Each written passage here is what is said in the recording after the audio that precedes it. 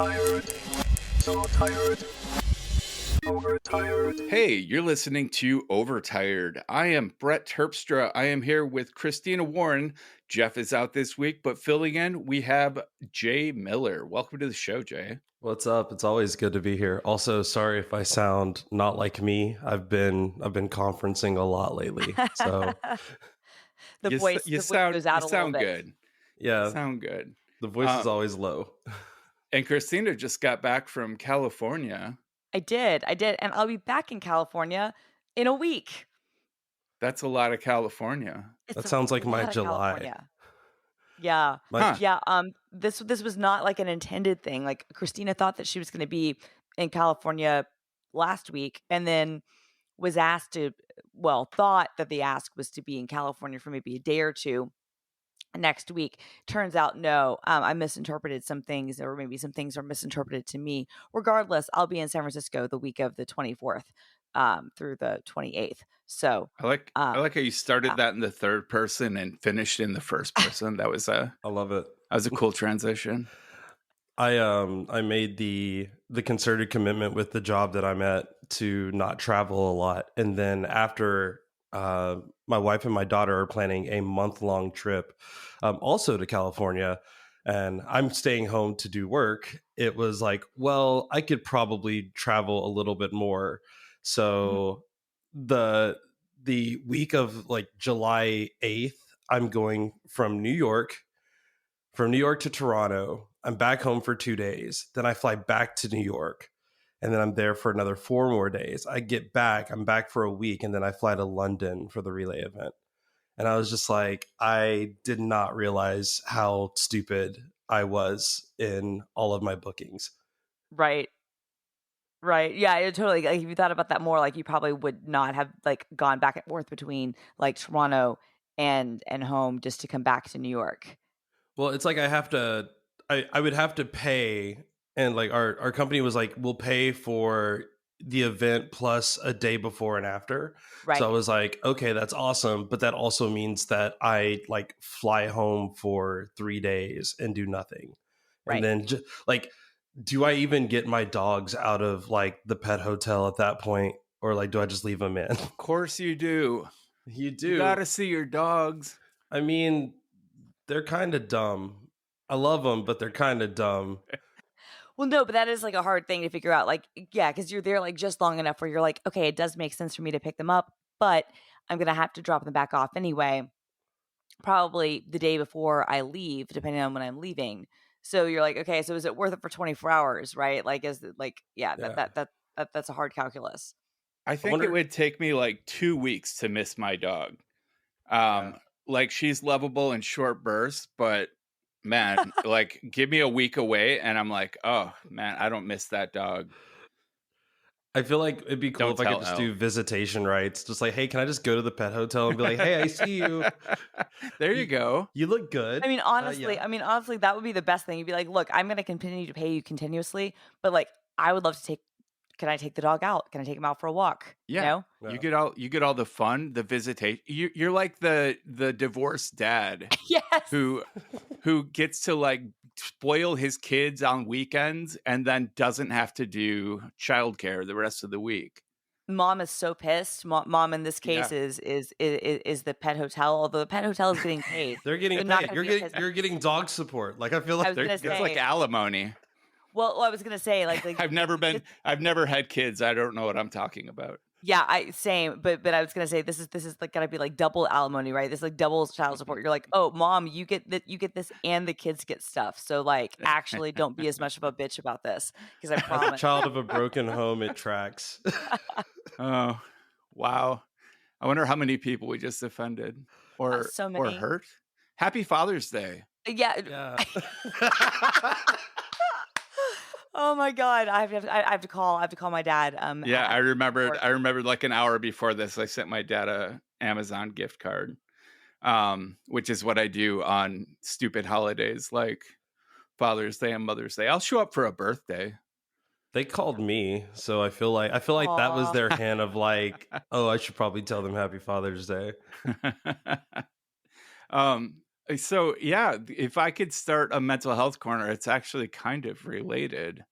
Um, I went to breakfast with my parents, which I haven't done for like a year because of the whole like religious trauma, complex PTSD thing. And I showed up and they had hidden all of their religious stuff.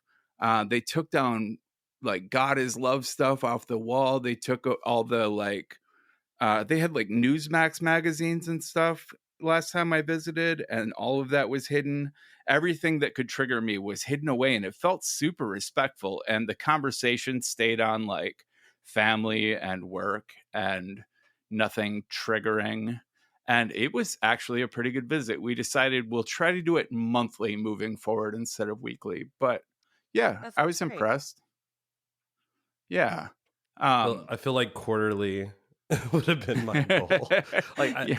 I love like seeing my parents and then having that space. Like, I mean, this whole move out east was to be like in between my parents and my grandparents. And it was like, great. Thanksgiving comes around, Christmas comes around, birthdays, like we show up for each other. Do they show up at your place in between? Do you have to host them? Yeah, which I don't mind. Like, I mean, we have the space now, and like, honestly, the kitchen that we grabbed, like, the big selling point was the double ovens, so that like Mhm. cooking and doing the big family get-togethers it's like 10 of like you can do it. And then they'll bring stuff, so that's always nice. But yeah, instead of people complaining that, oh, it's a 5-hour drive or it's a flight, it's like, well, now it's a 2-hour drive. And that's doable. yeah, and I'll Yep. make that like I'll go visit my mom for Mother's Day or whatever, and then I'll go up and visit my grandparents for their birthdays, and then at that point I'm seeing someone once a quarter. Yeah, and I'm like, this is good. This is just enough family. Yep, that sounds about right. Someday I'm going to get a real house that I can like host people in. I don't. I would have like a 2-day limit on anyone visiting. Yeah. Back when I had a house with Aditi, like her parents would come for like a week, and that is just too much time to share a house with your parents. So like 2-day, maybe 3 days on special occasions. But like I have a birthday coming up in July, and I'm trying to organize a birthday party, and we can comfortably host like 4 people at my house. And I haven't had a birthday party in like 5 years. I was supposed to do a hitchhikers themed party for my 42nd, but then COVID happened. Right. And so I haven't had a party, and I really like my birthday. Like, if I don't get enough happy birthday attention, I get depressed about it. Like I crave that, like, it's my special day. And I'm not a guy who's going to be like, it's my birthday week and everyone has to celebrate me for a whole week. But for one day, show up, just say happy birthday. And I'm happy. I don't need gifts. I don't need anything like that. I just need attention. So I'm throwing a party, and I've invited 25 people. 6 of them have confirmed that they are coming, and 2 maybes. And maybe the rest of my friends just don't check Facebook that often, or they're ignoring me, which I get. I invited It's some probably people that I know former. peripherally. No, it's Yeah, probably, you think so? I think it's the Facebook thing. You might need to find like an alternate way of inviting them. It's just the easiest way to put an event together, and You're like, not wrong. You're not wrong, but people don't use Facebook anymore. yeah. I'm just incredibly impressed that you have like friends that you didn't meet on the internet. I do. I have like 25 people right here in town. Yeah, that's amazing. I have 25 people I could invite to my birthday. They're not in Seattle. Yeah, like yeah. Even my friends that are local, I met on the internet. I considered inviting people from Minneapolis, but I just don't feel like my birthday is important enough to make that 2.5-hour drive. So, okay, I'm going to shut up. I watched a guy, a city planner who reviews cities, did a thing on YouTube about Minneapolis, and he was really impressed with like the neighborhoods: Dinkytown, Uptown, Sewer, not Sewer. What is it called? That's a lovely name. It for sounds a town. like wow, I forgot the name of it. But anyway, he was really impressed with that. But downtown, because it's Minnesota, downtown is all skyways. Like you can walk from like downtown to like Target Stadium all in skyways, and you can navigate the whole city and never see street level. So a lot of businesses are up on like the second story, and it's like one big strip mall, and there's really no like downtown walkable. It's kind of a desolate, a lot of cars. I mean, there's some bike paths, but anyway, I digress. So Jay, how are you doing? I'm doing better. I had to go back and figure out when was the last time I was here, and it was in January. So I was like, okay, what's happened since January? PTSD is what has happened since January. I've had a corporate offsite in Spain, which was great, except for it wasn't, because we were stuck on a like hotel, basically like the hotel attached to an amusement park. But if like the amusement park was like a discount Six Flags, Okay. and the actual event was planned by the amusement park staff, so they really didn't want you leaving. Oh no. Huh. So You're instead of being like at a Disney resort, which could be annoying and frustrating, but at least to be a Disney resort, you were at yeah, not even a Six Flags. yeah, I was at like Four Flags. It was great. But eventually I just said screw that, and then I snuck out and then actually went into like Tarragona, Spain, and had an amazing time. But the event was, your normal startup corporate, all hands get together, flashing lights, loud noises, no visual sensitivity or photosensitivity warnings anywhere, the same food for 5 days. It's what you expect. And yeah, since then I've been having these weird like anxiety attacks following like loud noises. And I got diagnosed with PTSD a while back, but I felt like it was more tied to like trauma and not like tied to like bangs or anything. Like I've never been in a combat zone, so like it doesn't make sense to have that. But there's like a level of like I don't feel safe here, including with loud noises that have been triggering like really bad panic attacks. And um yeah, that happened this past week at Render. For those that don't know who are listening, Render Atlanta is like this conference that I think was supposed to be one thing at one point, and then when they learned we can make a ton of money off of this, Yeah, so now it's slowly evolved into like South by Southeast. they're trying. Yeah, that's how they promote it. So Yeah, I'm curious what your take was from the event, because I've been the last 2 or 3 years. I wasn't able to be there this year, and yeah, I'm bothered by their attempt to call it a South by Southeast thing, because I'm like, you're not South by Southwest. You don't want to draw those comparisons right now. Like, yeah, you're not ready for that. Like, which I also and don't want to go to South by Southwest. well, there's that, but it's also like for me, like it's just I'm kind of like, you had this really good thing. You're not actually ready to be in the conversation of a South by Southwest. You're not actually there yet as an event. That's like People will have expectations for what an event will be, and it's not that. our tourist center tried to make our town slogan "Keep it weird," Oh and I was no. like, "You can't. We're a town of 30,000. Taken. Yeah, it's not a comparison that we are safe drawing."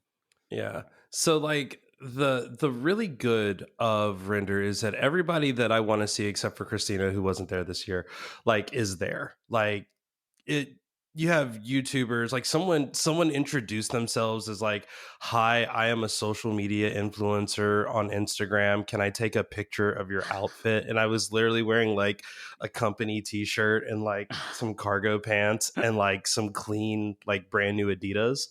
And I was like, I mean, I guess like I didn't think that I dressed up for this, but sure. I would have said define influencer. I mean, it's whatever. You're trying to be nice. Yeah, if the company is happy and they want to keep paying for me to go to places, then like, as long as it's on, I have some say in it, then cool. But that was great. Like, I mean, like Ashley was there, Emily Freeman. Like, if you're in the DevRel space, like all of the major people in DevRel were there, like across Drasner all was there, I disciplines. think. Like all my friends were there, and I was with my other friends who were in San Jose. It was very hard for me. I was like, Yeah. I want to be with all my friends at once. Why do they have to be the same week? Anyway. Yeah. I got to, I mean, I had several conversations with like Kelsey Hightower and like so many folks, and it was one of those things where a lot of people that I have spoken with online and that I look up to and that I talk to on a regular as like in kind of a mentor mentee relationship, with me being the mentee, were like there. I got to let Ashley win her own, like her first pie raffle. So I went to Pie Bar. For those that don't know, Ashley Willis McNamara. I can never remember which one. It's Willis now, right? Willis, but it used to be McNamara. But yes, but Okay. it is Willis, and she's the best. But yeah, she would like, I think once a month or something, buy a pie for a random one of her employees, and Ashley and Christina were two of the people who interviewed me for my role at Microsoft. And like I had heard about this, and one of the interview questions, that when she's like, "Oh, do you have any questions for me?" I was like, "Yeah, what pie do you like?" Because I had seen this and I had heard about this. So like we had that conversation. So the last day of render, like I stopped at Pie Bar in Marietta on the way and like bought her a whole pie and was like, "Here." I was like, "Where are you?" And she's like, "Oh, I'm outside the expo." I was like, "All right, I'll be right there." And I show up with like this like Grubhub order, and she's like, "Oh my God, is that a pie?" And I was like, "It is. It's a pie." We're talking about actual edible pies. Yeah. I just assumed we were Like talking about pie. raspberry pie. No. Although No, this Ashley, is a physical pie. Although Ashley would also love raspberry pies, to be clear, she would love those. That's She true. has them all over office. But no, Does she ever buy like gluten-free pies for people? she would buy whatever pie they want. Yeah. Wow. Like I got an amazing cherry pie or an apple pie or something, but it was freaking great. Like she'd give you whatever type you want. That's awesome. But the the downside of that is this event is incredibly loud. It's very well marketed, and in my opinion, very poorly organized. Yeah, and that is just someone who has spent several years trying to figure out how to put on my own conference and interacting with probably over 100 conference organizers at this point across multiple like communities. I think all of them would say that this was a poorly organized event. There were like 6 tracks with 5 other associative things going on all at the same time. There were talks during lunch. So like people have to choose, am I going to go to this talk or am I going to eat? Mm-hmm. And basically at the end they were like, well, we hired really big names to come and give like the closing keynote. Like Shannon Sharp gave the closing keynote, and I like, oh, damn. I was like, this is kind of cool. It also probably costs a ton of money. The speakers didn't have a green room. The speakers didn't have water, which I was like, that's wild. Like the VIP, like they had like a VIP area, which they upcharged for people to be able to go to unless you were a speaker. They were literally just tables. Like there was no drinks, no snacks, like nothing. And I was just like, what were the tables for? I guess if people wanted to like get away, and that's what it seemed like, is like you were paying for privacy. And I was like, this feels weird. I kind of don't like that. But at the end, I bumped into a friend who's Dominican, and I was like, yo, this is going to sound like kind of racist, but do you love baseball? And he goes, why? Because I'm Dominican? And I was like, yes. And it's like, yes, I absolutely love baseball. And I was like, how about we blow the keynote and just go to a Braves game instead? And then I proceeded to have like one of my friends who I've known for years, which is why I was okay asking if they like baseball, even though I knew they were Dominican and they probably like baseball. But we went to like probably one of the best games I've been to. And I've been to like 15 games in the last year. So like it felt absolutely amazing. And I know that that event was the reason that happened. But at the same time, like the event itself just put me in such a bad place. And I had a couple of PTSD events while I was there, which is like tying it all together. Right. So yeah, like I'm better now that the event's over. Like me and my daughter are hanging out this week. We're just like we're just chilling. My wife is away, and yeah, like I'm in a good spot now, but geez, last week was horrible. I'm so sorry to hear that. And like, and it sucks. I think you're right. Like I've always really enjoyed Render, but I felt the same way in terms of the organization. To me, it's been one of those things where I'm like, I'm going to put up with like the lack of, organizing stuff, like, because the hallway track and stuff is so important and is so good that like, that's fine for me. But that I'm glad to get your experience on that, but also that's just like that sucks, especially with your PTSD, getting like triggered and uh, Not a- feeling safe. not feeling Yeah, and that's shitty. not having like not having like adequate rooms for speakers, right? Like that to me is like I can forgive a lot of stuff, but the thing is like Shannon Sharp, that he had water. You know what I mean? Yeah. That they like had like proper arrangements for him. As they should, to be very clear. Like he should absolutely be given like all the things. But like you I don't know.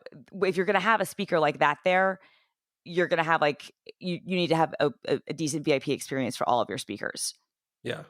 And that was kind of like my biggest upset about the entire just situation was, again, having talked to so many organizers. Like, we've had so many conferences in the Python ecosystem that have shut down since COVID. Right. Like, and a lot of it is just due to lack of sponsorship.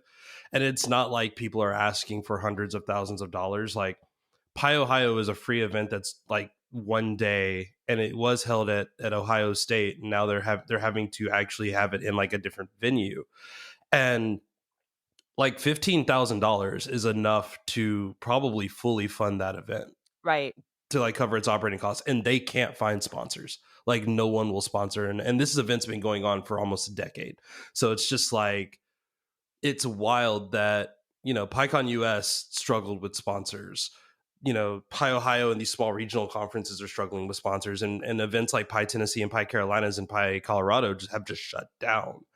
And I'm doing what I can to sponsor some of these events with Black Python devs and stuff now that we're a nonprofit. But I mean, we have a total operating budget of $20,000. So like, we would go bankrupt sponsoring like one of these events outside of like what we're promising them, which is like $600-700. But even then, like, that is going miles for some of these organizers. And then when we look at like, what was the marketing budget for Render? I would have loved for Render to be able to like just sponsor some of these conferences out of their marketing budget and be like, Totally. hey, come to Atlanta. And it would do the thing that these conferences always promise to do, which is like build the community, build up a healthy ecosystem of diverse developers all over the US. And it's like, it's just a money making thing. And that's where, like, to me, I'm okay with them calling themselves, South by Southeast or whatever, because what I think that'll do is that will remove the idea of this is a technical conference for like developers, and it's more of this is an influencer event. Yeah, I mean, if that's what they want to do, I guess that's what they need to do. I still feel like, and maybe it was different this year, but I know like last year, like, and they even the year before that, like they've tried multiple times to like have additional music and other sorts of content alongside it, and it has flopped. It has not been good, and so that's part of the thing where I'm like, you can't call yourself like this Omni conference if you're not. Like, it's a great meetup time and it's a great space for people, to get together. And like, yeah, if you want to call it an influencer thing, that's fine. I just feel like you got to be careful. Like South by Southwest, like has like a very like is an actual music festival, is an actual film festival, is an you know what I mean? Like has actual stuff for that. Like Render does not. So if they want to be on that level and get the money that can go along with that, like, to your, like, I think that they've been able to be really successful getting money because it's been, kind of a good place for a lot of like tech people to come and tech companies to come and feel like they can hopefully like engage with like a community that frankly a lot of tech companies don't engage with and all that stuff. But if you're going to go like into this Omni thing, yeah, if it's really going to bring in a lot of people, um I think you're right. I think the organization in general probably just has to step up. But Yeah. I've always had a really good time. But the people there are why you go. The event itself, maybe not so much, but it's disappointing that they didn't have their shit together, especially for speakers, and that they didn't have things like quiet spaces and stuff like that, like basic things that conferences who are way smaller do have their shit together on that. Like that's always that's always disappointing when there's that That's disconnect. it for me. Yeah. All right, Christina, how you doing? I'm doing okay. I was in San Jose this week, which was great. So I was at Dub Dub. Well, I was quote at. I wasn't really like I didn't get to go to the keynote. But I watched that with some community members. But I did go to the talk show, and I went to a bunch of other kind of evening events and got to meet up with people who I haven't seen in years and years, which was fantastic. I also got to shout out to Colin Allen, who invited me, Command Tab on the various platforms, who invited me over to Pixar on Friday. And so I went over to Emeryville and I got to see Pixar, which I've never been to before. And then I actually really coolly, I got to go see Inside Out 2 with the Pixar systems. Can't wait to see that. team. Don't spoil it for me. No, I'm not going to spoil anything. anything. So excited for that movie. No, I'm not going to spoil anything except to say out there, it's really, really good. Like Pixar has needed a hit for a lot of reasons. And I haven't really liked a lot of the last few Pixar films, if I'm being completely candid. I hadn't kept up with anything on Inside Out 2 before I saw it. It's great. It's really, really good. I loved Inside Out 1, and I'm told Inside Out 2 is great for people with anxiety. It definitely is. It definitely is. And I would say it definitely you're not going to cry the same way you would with the first one, because it doesn't have that little kid kind of thing, but I'm not spoiling anything, but yeah, it's great for people with anxiety. I think it's a really good kind of description of what that stuff is. If you have been a teenage girl before, you are going to have some secondhand embarrassment in moments of it. That's just a preparation thing. That's not a spoiler. But no, it was really, really good, and it was really cool to watch that with the Pixar folks. Funnily enough, Jay, you'll appreciate this. So I'm in Emeryville. We walked from the Pixar campus to the AMC movie theater. I'm a bunch of Pixar people, got tickets and stuff for us, and it was so kind of them to invite me along, genuinely. That was one of the highlights of my life, to watch a movie with a theater full of Pixar people. But in that theater, guy walks up to me and taps me on the shoulder and says, "Hey, how are you?" And it was Brian Douglas. Oh, wow. Brian Douglas happens to live in the area and happened to be there with his kids. They were in the show. He's the guy who used to be my boss at GitHub and runs open source. Yeah. Fantastic guy, but Jay knows him as well. I've known Brian as long as I've been in tech. Brian's fantastic, but it was just the smallest world ever. I'm I'm in Emeryville, of all the places to be, where I would run into somebody that I know. Yeah, I do too. It genuinely was freaking amazing, because I was it was this very odd thing. I was explaining to some of my new Pixar friends. I was oh yeah, no, he used to be my boss. He has his own startup. He's doing great, but it was just a very funny small world. So I've been waiting for that opportunity to surprise Brett, just some random encounter. Be hey, I didn't know that you were in the third floor of somewhere in Minneapolis today. Yeah, no, I would love that. I will be in Minneapolis at a hotel for Aaron's black metal show on the 29th. If you are traveling through Minneapolis, look me up. Or if you live in Minneapolis, if the Twins are playing, maybe I'll go to a baseball game. After Christina is done and we have done a sponsor read, I really want to talk about sports, which is weird for me. But go ahead, Christina. No, I'm just going to finish up. So I had a great week with people. It was really, really great to see folks. I am a little bit stressed about work right now because I have a bunch of stuff that I have to get done in a week that is a whole lot. So I'm about to be under it's going to be one of those big tests for my ADHD to be okay, all right, hyper-focus skill, come in handy, save me. So I'm a little bit stressed about that. But I'm not super enthused to be leaving town in a week from now for another week, but it's okay. I'll make it work. But no, overall my mental health was good. It was really nice to be around people. I was able to, unlike being I missed being at Render, but unlike being at Render, because I was working during the day, it was one of those nice things where I kind of had like a good separation, between how much you have to be on and whatnot. And I also have to say selfishly, like, it was really nice being at an event that is not my event, because then like the expectations that are on you are different. Oh, that would be way less stress, I think. Right. Well, and then also event, that I'm not speaking at to that point too, right? And so it kind of reminds me why I do try to put at least one of those things on my calendar a year, where it's like, this is just a thing I'm doing for me that I'm not speaking at, that I don't have a work obligation to. Like XOXO will be my next one, and that's going to be the last XOXO. But like it's nice to just have those things where you can be around people, but like there's not a work obligation, there's not a speaking obligation. This isn't a thing that I have to, be on all the time for, that I can just go and enjoy people with, which is how normal people attend conferences, but that's not how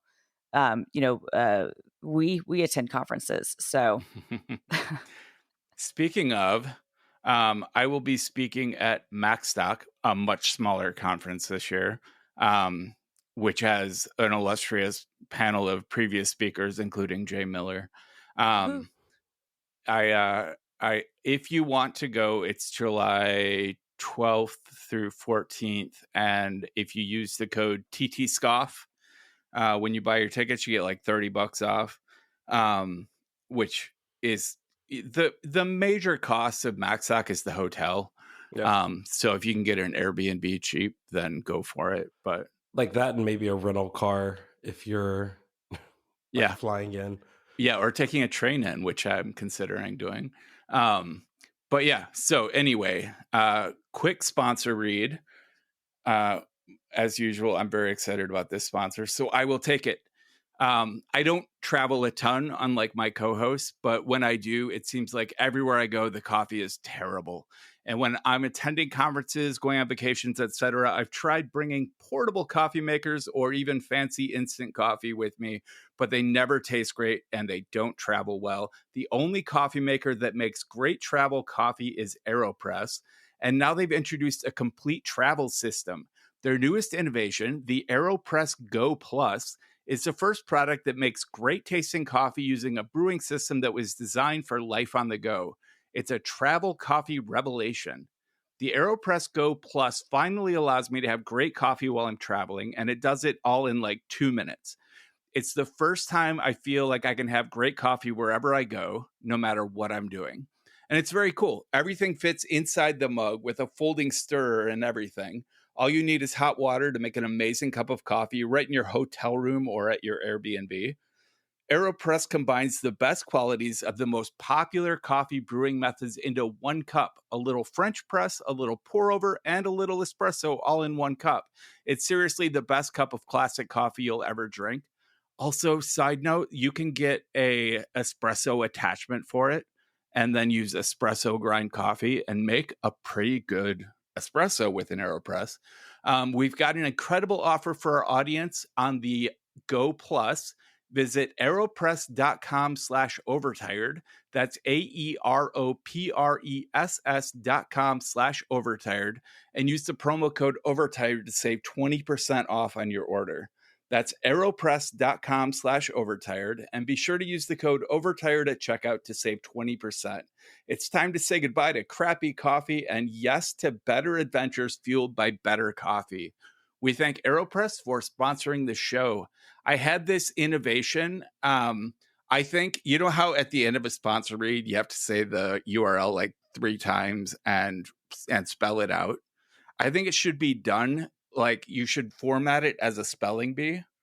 And one host should say, your word is aeropress.com/overtired. And I would say aeropress.com/overtired, AE, and I would spell it out, and I would finish by saying the word again. Problem solved. You've said it 3 times and you've spelled it out, and it's kind of funny. So next time maybe. But can I just say real quick, and I want Jay's input on this. So I've been watching Welcome to Wrexham, and like I enjoy watching soccer, but I've never really seen the behind the scenes, the locker room stuff, which you do in Welcome to Wrexham. And it's made me realize that coaching soccer is just a matter of telling your players to play harder. There's no strategy, there's no like formations. It's just like you guys got to kick the ball more. And like that's coaching. And then you look at sports like baseball where the only real strategy as far as I can tell is the pitching and maybe to some extent the batting. Otherwise, everyone's doing the same thing all the time. And then football, you have the strategy of like formations and plays. And like that's it's more of a chess game than soccer is to me. What do you like about baseball, Jay?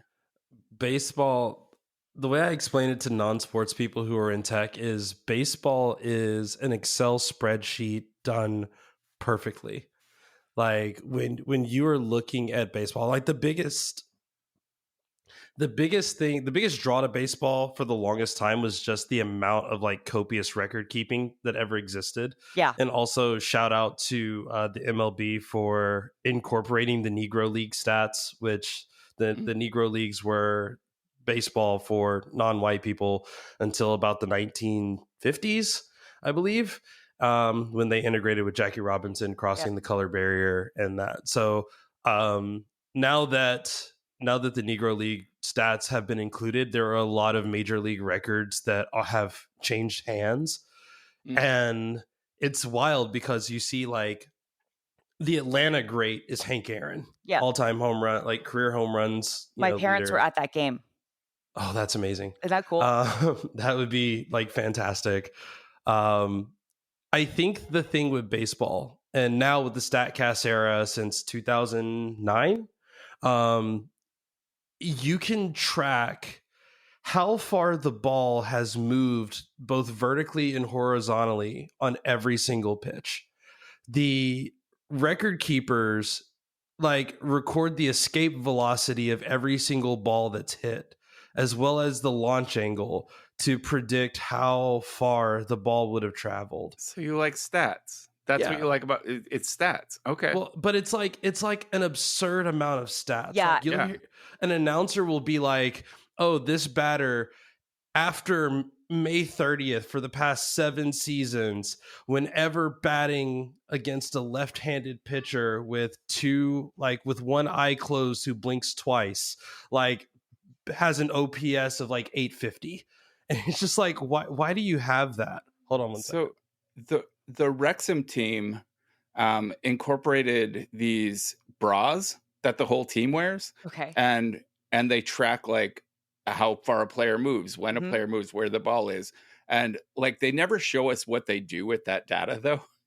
Like I don't know. I mean, it's probably for training stuff. But well, sure. I assume that they're doing something strategy wise with that data, like maybe choosing what players to put in first. I don't know.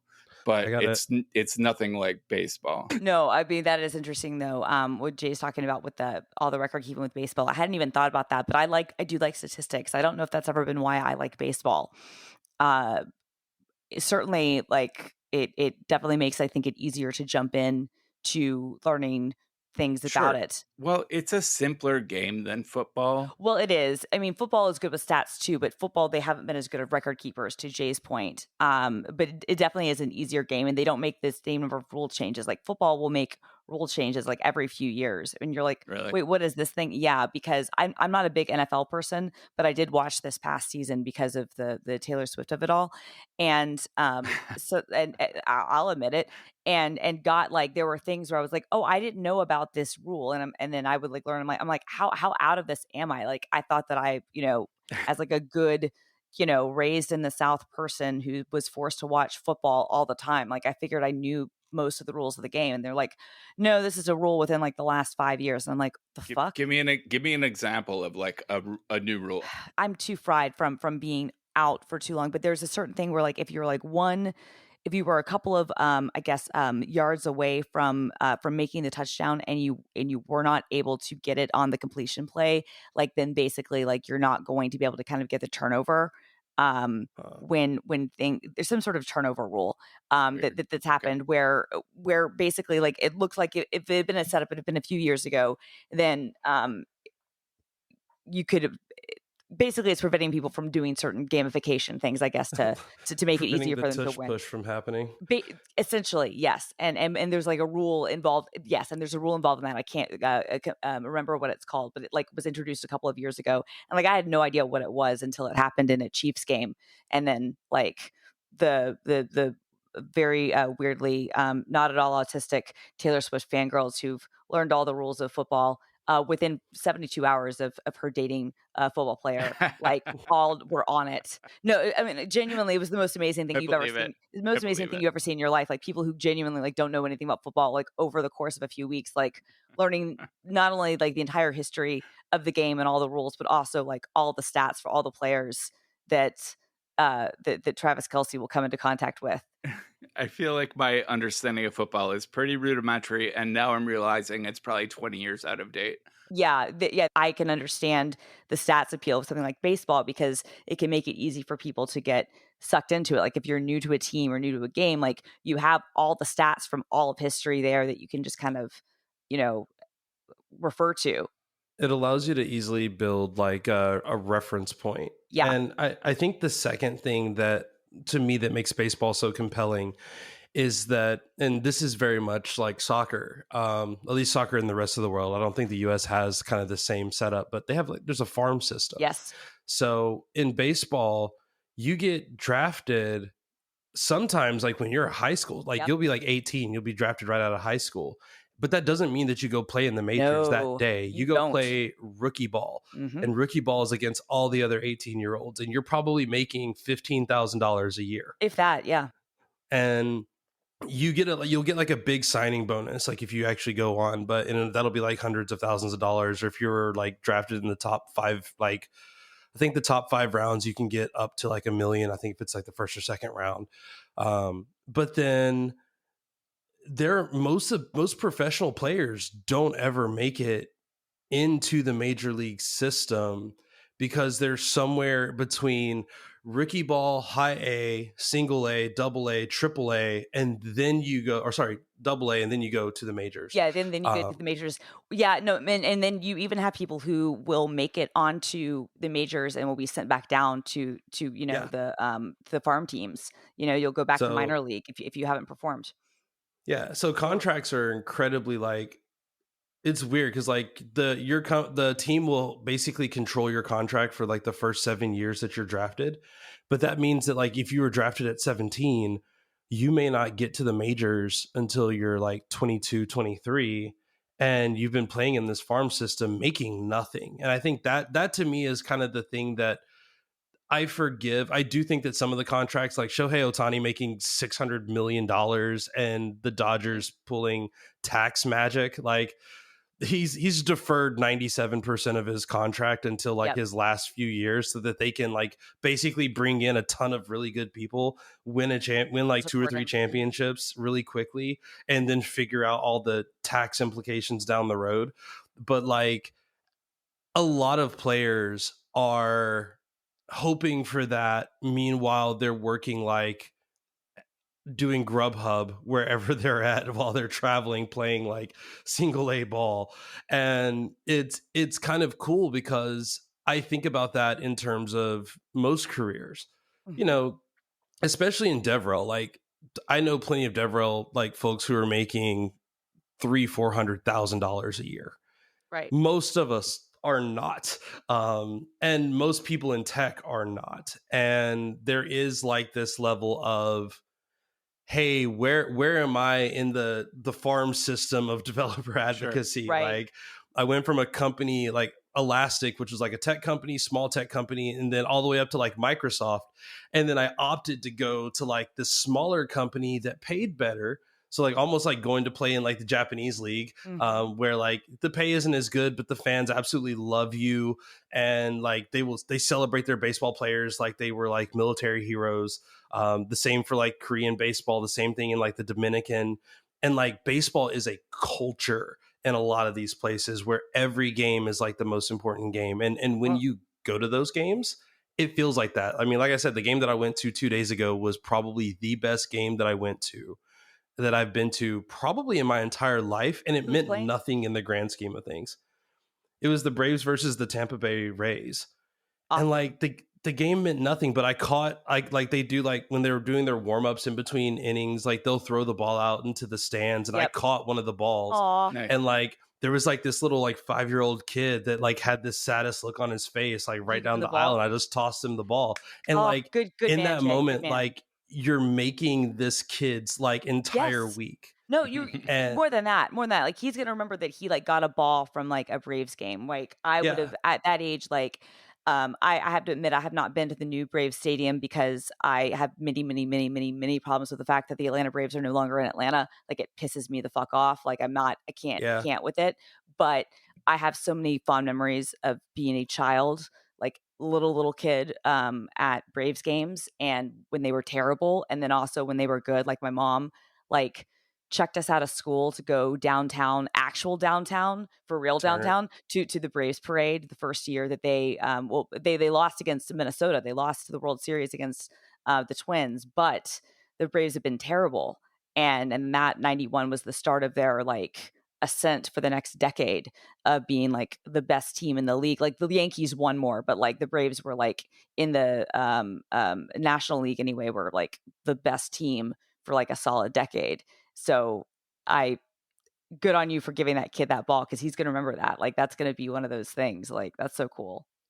I won't belabor this, but like what you're describing about culture and farming and all of this is true for soccer or football. Yeah, well, that's what Jay was saying. In Europe and in like South America, like you have all the leagues, and there's relegation and promotion, and players get called up between leagues based on like, you know, skill and affordability for the lower leagues before you get to like Premier League. But yeah, like I can understand. You have made baseball more interesting to me in the course of this conversation, and maybe I should be an American and get into baseball. Well, just find a team. I mean, like I hadn't been into it for a long time, and when the Cubs won the World Series in 2016, like I actually like I watched almost every single postseason game like at a bar that year. Like I was like got really into it.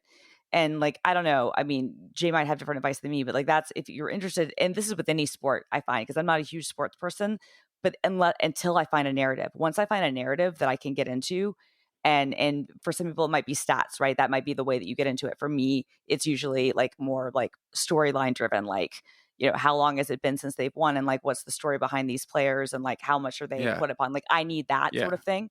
And like I just find a team and like find the story, and that's how you can get into it if you want to, like that. But that's the only way I've ever gotten into any sport in my life. I have an ex-girlfriend who, with zero background with basketball, just suddenly found that storyline with like whatever the Minnesota team is, and now she finds herself at like games all the time because she like latched on to this storyline and like found out with like out of the blue, like not a girl who's into sports in general, suddenly like loving like the stadium atmosphere and the crowds and the game itself. And that was interesting to me. But yeah, I'm sorry, I thought I muted my I like tried to mute my mic before I coughed. I would say don't even start at the major league level. Start at the minor leagues. Find a minor league team. And I mean, like the St. Paul Saints, like the tickets are going to be like $20. Oh yeah, they're gonna be so cheap for like right at the baseline. Again, you have people who are playing that are like trying to get into the major league, so they're playing their butts off. But then also the tickets are, like I said, the tickets are so cheap that you can go and there's not going to be a ton of people there, but people are still going to be cheering. People are still going to be excited. Every time the ball gets hit, people are going to cheer. When amazing catches happen, like you almost have to like love that moment of a great thing happening. And like, it doesn't take the ball's in the air, the person caught it. Like, that's amazing. The person dove and like barely caught it. Like, oh, that's really cool. At the game that I went to, someone saved a home run ball while like scaling the wall and like catching it off the wall. Like that's like an amazing thing that happens. someone calling the shot like in the stands, being like, oh, this next pitch is gonna be a home run, and watching a ball go like flying over your head and just being like, whoa, we called that. Like, like obviously you had zero control in that happening, but Sure. like the magic that comes from doing these kinds of things and getting, and again, like the game coming down to like a single pitch and like an amazing save that saved the game, and and then your team wins and everybody's excited, everybody's cheering. And I think that's what's kind of cool, like especially in the South where like college sports are probably more popular. Yeah. Like everybody is divided, like whether you have UGA folks or Georgia Tech folks. Like I'm from Knoxville, so I'm a UT person. Right. Like when you go to the Braves, like they call it Braves country. Yeah. And it's like 4 states worth of people driving in from Tennessee, North Carolina, South Carolina, parts of Florida, Alabama. Like they all come in and everybody is cheering for the Braves. Yep. And you get like consumed by it. But you can get that same feeling on a smaller scale by going to a minor league game. And like also, if you do go to a major league game, 2 choices: get nosebleed tickets, go to the bar, hang out at the bar. Like you don't even have to drink. Like you can get a mocktail and just like watch from the bar because it's probably a better view. And your tickets are like $10 if they're in like the nosebleed sections.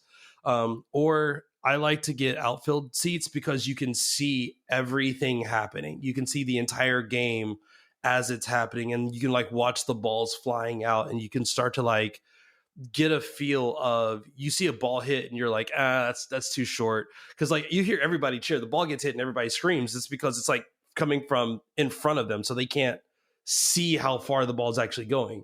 But from the outfield, you actually have a perspective of like if it was a good hit or not. Sure. And we almost sit in the exact same section every game we go to, except for the game I went to in Toronto. And then we got like third base. We got seats right above the dugout. Yeah. And like, that was just amazing. Like you can literally like see how everything. tall players are. Like Yeah. there are baseball players that I'm taller than. And I'm like, that's kind of weird. But like you expect like athletes to be like these like Adonises of people. But like, no, it's like 5'9" guy, like 215 pounds, kind of stocky, like goes up, hits a home run, everybody cheers, and he takes him 45 seconds to like walk around the bases. That's this is weirdly a sports episode. I think that's the title. Weirdly a sports episode. Yeah. No, I agree with that. No, and you're right though about like, well, it depends on the stadium, like where you want to sit. But yeah, if you're at like a more modern stadium, like the new Brave Stadium, I assume, yeah, like getting like nosebleeds and then like hanging out some of those other areas, because they've put money into making these stadiums really nice. So there it's hard to find a bad seat, like if you're willing to just kind of hang out in the various viewing areas and stuff that they have. I went to a Nationals versus Braves game in September last year with a girlfriend of mine. She was cheering for the Nationals, I was cheering for the Braves. The Braves won, so I felt like pretty good about that. And likewise, like you can just, I don't know, there's something really fun about a baseball game. And that I assume is similar to like European soccer games. Where you have a lot of people who are just really committed to the team. It's sports. Yeah. All right. Well, thank you, both of you, for enlightening me. I've always had a peripheral interest in sports, more about what you're talking about, Jay, like the idea of like being in the crowd and seeing something amazing happen, which is part of why I've always enjoyed soccer, is it's so fucking long between goals. When it happens, the eruption of the crowd, even if they get in the box, there's the cross and they miss, the eruption of getting close, it's almost like tantric sex, where like you finally get there, or you edge for a whole game and it's a draw. But anyway, should we gratitude before we close out here? Yeah, let's gratitude. Sure. Jay, I know you have something to say. Shout out to so this is an app that I used. They've sponsored some of the shows that I've done. I don't know if they've sponsored Overtired or not. No. But it's Ecamm Live. I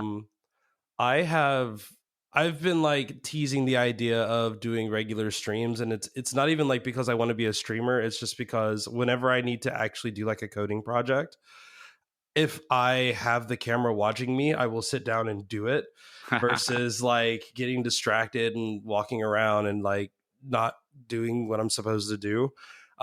So I like I've streamed a few times, and even in like not like non-streaming situations, like if I do a meetup every Friday with Black Python devs, and it's more of just like a check-in with folks, but it's so easy for someone to like ask a question and it'd be like, hey, I have a career question. I'm like, okay, you know what? I'm going to record this really quick. So then I just like open Ecamm Live, and it has like a really simple setup to where if I want a certain window, I just drag that window in, and then like, boom, now that window is the main focus. My camera's down at the bottom. I have like 8,000 cameras, so I can quickly switch between which camera I want pointed. But they also added, they just recently added like Zoom support. So like you can do a lot of the, super dynamic stuff within Zoom. Oh, that's cool. But it also, like, if you're live streaming a Zoom call, like, some people do that, some meetups do that, it integrates the Zoom chat with the actual chat of your like live stream. Oh, wow. So like people who are watching on YouTube have just as much like integration with the folks who are like in the Zoom call. And as like messages that are public for everyone, like those can get pushed up, and you can even like pull them up on the screen. Oh, this person asked this question, and then have it like load up on your screen and everything. So like if you're familiar with StreamYard, it's very similar to what StreamYard does, but it's like on your system, so it can integrate with the application and the tools that you have on your system. And in my opinion, it's just easier to use than StreamYard. But I definitely would look at it from like I'm going to record a video or I'm going to do a live stream type thing. Yeah, I might be mistaken, but I think that's who Doc Rock is working for. That is who Doc Rock works. It is who Doc Rock's with. Yeah, they do great stuff. It's very similar to OBS, frankly, but it's much better optimized for a Mac. So like if you wanted to do OBS type of stuff, but like because it's Mac support it's not primarily a Mac application. Like I think that and I actually give money to the OBS developer every month because I think that's incredible. I love software. OBS, but I've never tried Ecamm. This sounds it's good. amazing. They've had it for a long time, and they've kind of adapted it over the years, but it's good. I haven't used it as much as Jay has, but it's good. It's good stuff for sure. Yeah. I think if you're tempted to like try OBS and you like get to those screens and you're like, I don't know what to do now, or like I don't want to spend a bunch of time configuring them, and then you like go to StreamYard and you're like, StreamYard's kind of cool too, but I like a little bit more flexibility. Mm-hmm. Like Ecamm is that like perfect balance between not giving you every single configurable option like OBS does, but giving you a lot of them, but then also having some of the really nice features of like allowing guests to come in on a call if you pay for like a certain amount. Like that's probably the one downside, is that it is like a subscription based like product. But I mean, I think it was like $100 for the year. And I get all the features except for the ability to bring like people into the call, which now with Zoom integration, like I don't even need that. Like I can just bring them into a Zoom call and then do all the same things anyway. But yeah, it's like that perfect balance of more flexibility than StreamYard, but easier to use than like OBS on the Mac. And all of the other OBS forks just don't work on Macs. Sure. Like they never work on Macs. It's always embarrassing how bad they are on a Mac. All right. Cool. Christina, do you have one you want to talk about? I do. So, okay, I've been having to do some demo projects for a thing that I'm going to have to do in 8 days. And I've been having to kind of like mess with my like version manager setup for a bunch of different tools. So things like Node, Python, stuff like that. And I've used various node managers over the years. Volta was what I was using for a long time as kind of like my NVM alternative, just as an easy way to quickly install or pin a version of Node or NPM globally or per project. But I needed something that could also work with Python. And I know that there are, and Jay can correct me about like all the many different like Python version manager things that are out there. But I was struggling, and so I decided to try out an app called Mise, or I think it's pronounced Mise, Mise. It's similar to ASDF, which is also kind of like I love ASDF. Yes, so Mise is like that, and it's compatible with ASDF plugins, but I like it a little bit better. And so it has plugins. It'll work with ASDF plugins out of the box, but it has support for more types of things too. And I just kind of like how it's laid out a little bit more. So oh, and it's Mise. I'm sorry. So it's like mise en place, which mise en place. is Yes, mise en French place for everything. Like it's a cooking thing. Yeah, You get all your ingredients out. No, that makes sense, and because mise en scene, which is a French cinema term. Okay, so Mise. Apologies for saying that wrong. Is my pick. Yeah, like it can use like ASDF like on the back end if you want to use ASDF plugins, but it also works with Rust for cargo and Go and npm and things like that, and it also works with direct nev for Python stuff. So if you've struggled with managing versions for your dev tools, and you haven't jumped on the ASDF bandwagon, or even if you have, if you're interested in looking at something else, Mise is my pick.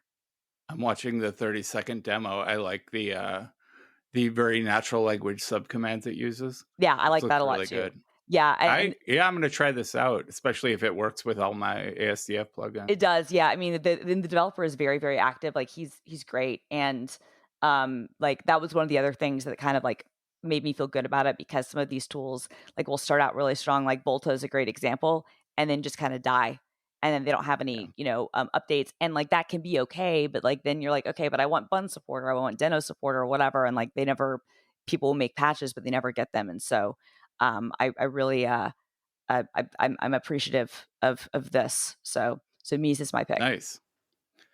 I am waffling on my pick. I was going to talk about affinity tools, but I'm so concerned they're going subscription after a recent acquisition. After Canva, no matter what they say. Yeah, I don't believe them. Yeah, and then I was going to talk about my tool How's It, probably repeated, because it has been my most used. Like, I can go into any of my project directories, of which I have easily 100, and I can just type How's It -r deploy, and no matter what the project is, whether it's an Xcode project or a Ruby gem or a Python app that I'm working on, like it will build and deploy that project, and I don't have to remember commands for everything. But what I actually want to talk about is this app called Launch Control for Mac, that gives you a very good graphical user interface, aka GUI, to work with LaunchD on your Mac.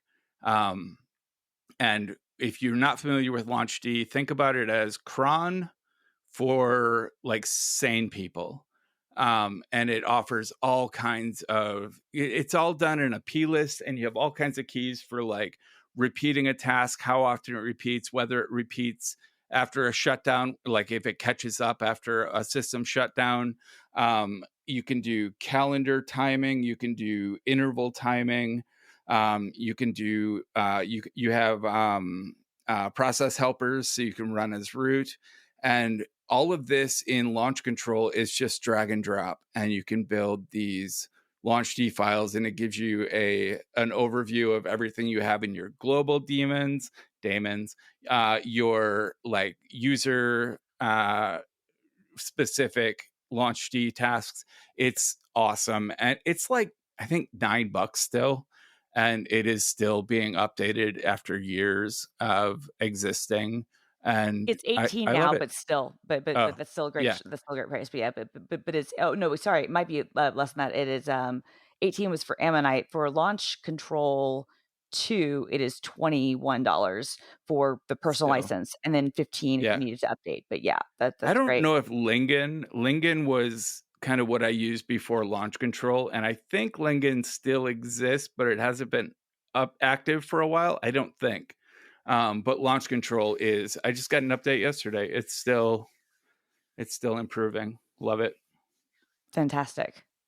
I like it. All right. Well, thanks for the sports episode. We were going to talk about Apple and AI. I was going to talk about like Windows recording everything you do, and how I actually don't hate the idea of local recordings. There's apps called Rewind and Limitless from the same dev that actually intrigue me. Like they can listen to your Zoom meetings and give you like meeting notes automatically. And they even have like a dongle you can wear and record your conversations with other people and get like AI summaries. And it's intriguing to me.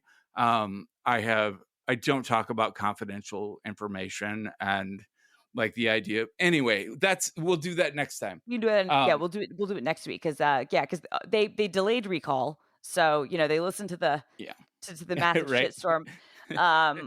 Like they're like, look. Long story short, just my personal opinion, not representative of Microsoft or a Microsoft subsidiary.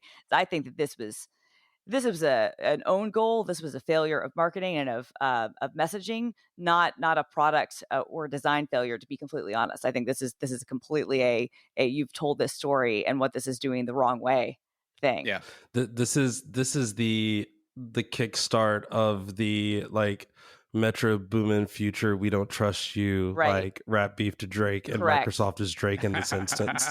Absolutely. And like you don't want to be Drake right now, right? Like that's like a hard place to be, because like everybody wanted to be Drake and now you're like, oh no, what's coming, right? Like please do what Drake didn't do and shut the fuck up, because you don't need like the 3 Kendrick tracks in one weekend coming out. Like you really don't need that. Yep. All right. Well, thanks for being here, Jay. Absolutely. Anytime. Get some we love sleep. you. Get some sleep, guys. Get some sleep. The system is going down now.